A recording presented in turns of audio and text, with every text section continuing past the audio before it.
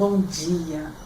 Bom dia, boa tarde ou boa noite, dependendo da hora que você vai assistir esse vídeo, né? Mas, para mim é bom dia. Então, eu estou aqui novamente, meu nome é Lourdes Ganzelli, e estou aqui para a gente rever um pouquinho daquilo que foi dito no primeiro vídeo e reforçar essas questões, porque elas são fundamentais para que a gente entenda, primeiro, o funcionamento do cérebro, que é a base, a estrutura do conhecimento, que tem a ver tanto com o autoconhecimento como padrões de comportamento nossos e de outras pessoas, e que essa então vai ser a estrutura para depois, mais na frente, a gente trabalhar relacionamentos afetivos.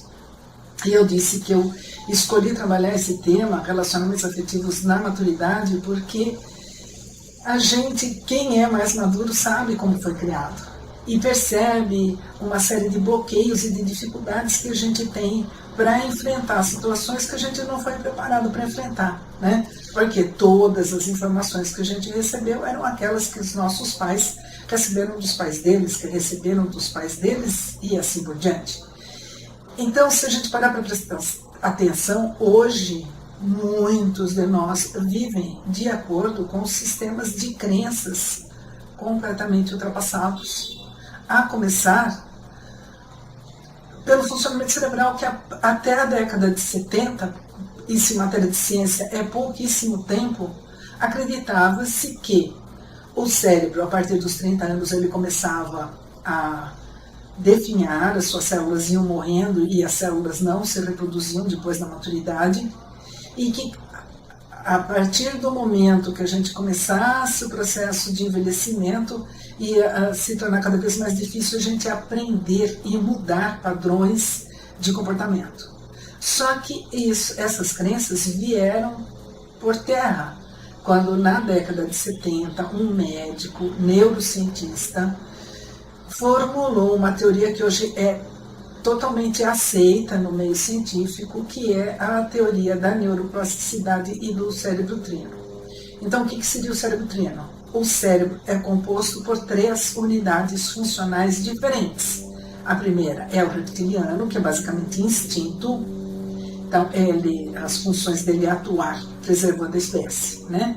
Então, é atacar quando a presa é mais fraca do que ele, fugir quando o predador é mais forte que ele, buscar o alimento e o sexo. Então, a única coisa que ele tem, assim, que é um pouquinho mais próximo de um comportamento um pouco mais sofisticado, porque ele não tem sofisticação nenhuma, ele é puro instinto, é o ritual. Ele já tem o ritual do acasalamento, então tem esse sentido. Então, ele é basicamente instintivo, ele não aprende com os próprios erros, e ele é difícil de ser mudado, porque não aprende. Ele tem umas metodologias que ele passa a aprender, mas é uma questão para depois outros vídeos. Aliás, eu já dou umas dicasinhas agora. O segundo é o cérebro emocional, que trabalha nossas emoções. Ele já tem o poder de escolha, de discernimento, mas é um poder muito pequeno. Ele fica só entre o gosto e o não gosto, mas já é alguma coisa. E ele vai trabalhar as nossas emoções, tá?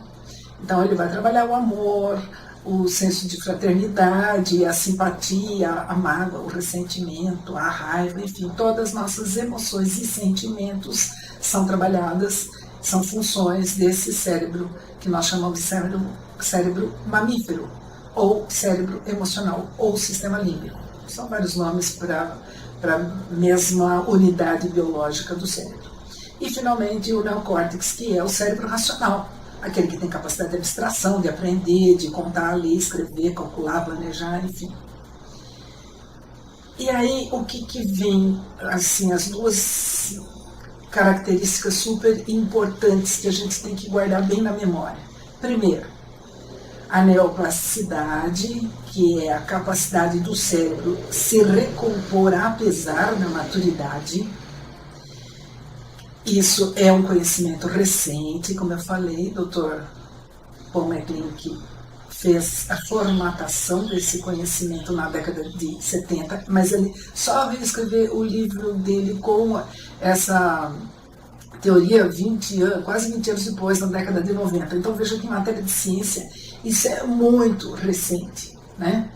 Mas é importantíssimo que seja divulgado, porque isso vai fazer toda a diferença na nossa vida. Porque a neuroplasticidade mostra que, apesar da maturidade, o cérebro tem capacidade para continuar crescendo, evoluindo, substituindo as células que não estiverem em condições de bom funcionamento. Tanto que se há uma lesão numa determinada área do cérebro e aquelas células morrem por qualquer motivo, um acidente, enfim, qualquer coisa, outras células do cérebro vão formar novas conexões, que são chamadas sinapses. Entre elas, todas as células se interligam, assim como as três unidades cerebrais estão interligadas. E elas vão fazer de um tudo para minimizar o estrago feito pela lesão. Muitas vezes assumindo as características e a capacidade daquela área cerebral especificamente. Agora, como é que isso acontece? E por que acontece para umas pessoas e não acontece para outras? Porque isso vai depender justamente da plasticidade. E como é que a gente consegue essa plasticidade aumentar ou melhorar a capacidade da neuroplasticidade cerebral? É por meio de exercício. É como se fosse trabalhar um músculo. Quanto mais a gente trabalha esse músculo, mais ele funciona. Quanto menos a gente usa, mais ele definha e perde as suas capacidades, as suas propriedades. Então, conhecimento é poder, gente. É por meio do conhecimento que a gente aprende técnicas e metodologias que vão permitir que a gente atue de formas diferenciadas e mude, transforme tudo aquilo que possa e que precise ser transformado na nossa vida. Então, uma das formas da gente conseguir isso é trabalhando racionalmente, deliberadamente nas questões que nos incomodam. E um exercício muito simples é simplesmente escolher aquilo que a gente quer mudar. Por exemplo, eu preciso aumentar a minha autoestima, trabalhar o autoamor, trabalhar a minha capacidade de me aceitar, me respeitar, me admirar pelo que eu sou. Então, eu vou mentalizar isso e repetir para mim mesma muitas vezes por dia, todos os dias, durante pelo menos 45 dias, que é o tempo que o cérebro leva para absorver um novo conhecimento, principalmente eu estou falando do cérebro lá dos dois mais difíceis, aqueles que não têm muito discernimento e que a capacidade de aprendizado é mais complicada, que é o cérebro reptiliano e o emocional, tá? O racional é diferente, mas é o racional que vai atuar e administrar essa capacidade nessas duas unidades.